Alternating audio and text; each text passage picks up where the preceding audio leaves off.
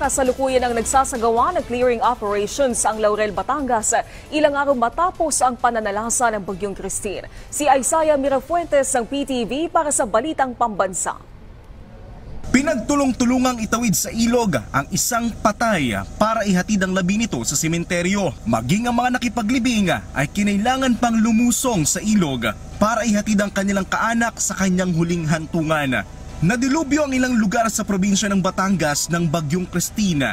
Kabilang na sa pinakamalaki ang pinsala ang Laurel, Batangas.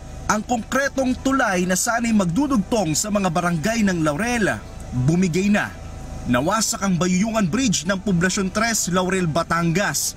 Pahirap para sa mga residente ang nasirang tulay. Laking kahirap po, laki po pagbabago. Gawa po nung, siyempre po dati tayo pupuntang palengke, nakapagtay po tayo, ngayon hindi na. Kailangan po natin bumaba para tumawid ng ilog, para makapunta sa trabaho. Masabi dahil biglaan O pag akin nga ang bahay gumuho, wala na natira, dalang bahay. Araw-araw to sir, na lalakarin yung ilog? Opo, pusiting maga hapon. Maliban dito, kasalukuyan ang nagsasagawa ng clearing operations ang Laurel, Batangas. Tulong-tulong ang mga residente na maalis ang makapal na lupa na pumasok sa kani-kanilang bahay.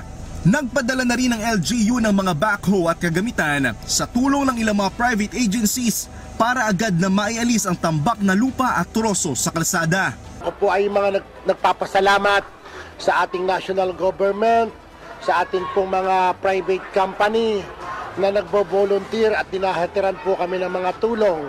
Tuloy-tuloy naman ang ayudang dumarating sa mga evacuation center ng Laurel, Batangas. Kabilang sa mga nagpaabot na ng tulong ay ang Department of Social Welfare and Development, Office of the Vice President at Office of Civil Defense. Isaiah Mirafuentes para sa Pambansang TV sa Bagong Pilipinas.